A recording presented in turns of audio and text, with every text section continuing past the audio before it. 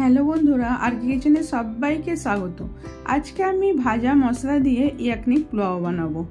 চলুন দেখাই কিভাবে পোলাওটা বানাচ্ছি। এখানে আমি 500 গ্রাম হাড্ডিওয়ালা আধা কিলো চিকেন নিয়েছি। এটা গ্রেট করা আদা রসুন দিয়ে মাখিয়ে রেখেছি। এবার আদা রসুন আর কাঁচা লঙ্কাকে পেস্ট করে নিচ্ছি।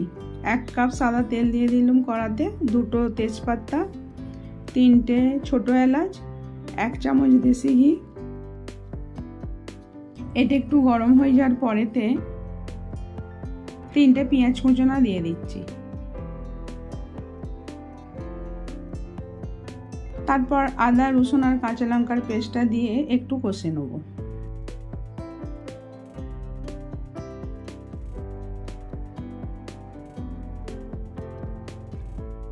একটু কষার পরেতে এবার চিকেনগুলো আমি দিয়ে দিচ্ছি। চিকেনটা দিয়ে ভালো করে কষে নিতে হবে 5 মিনিট।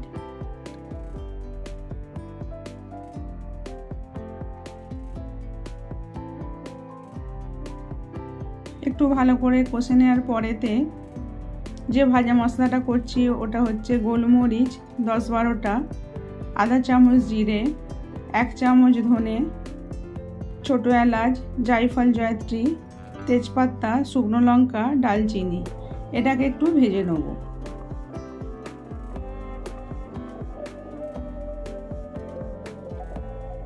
একটু যেই ভাজা হয়ে যাবে, ঠান্ডা হয়ে যাওয়ার পরেতে এটা আমি গুঁড়িয়ে নিচ্ছি।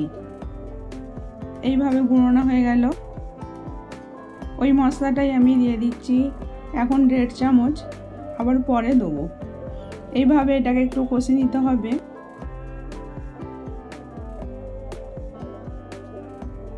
এক কাপ টক দই দিয়ে দিচ্ছি। মানে 100 টক দইটা ভালো করে ফেটিয়ে এটা দিয়ে দিলাম।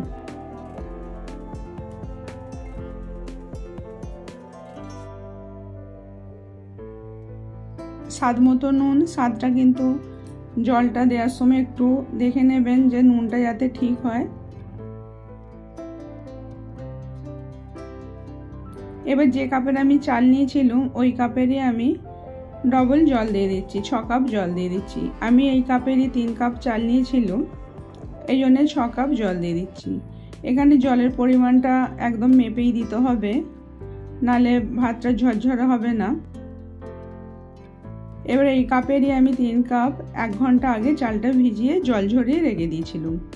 এবার ওই চালটাই বাসমতি চাল, এটা এবার দিয়ে দিলাম। দেওয়ার পরে যে ভাজা মশলাটা বানালাম ওইটা এবার দিয়ে দেবো, আরও 1 চামচ।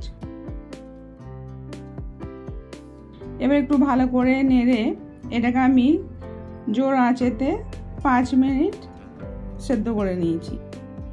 5 মিনিট পরেতে একটু দেখে নিতে হবে।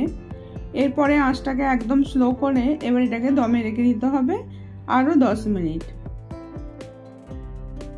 10 মিনিট পরে ঢাকনাটা খুললাম। দেখুন জলটা পুরো টেনে গেছে। মাপের জল দিলে পোলাও ঠিক ভালো হবে। জলটাকে আপনাকে ভালোভাবে দিতে হবে। এবার হয়ে গেল।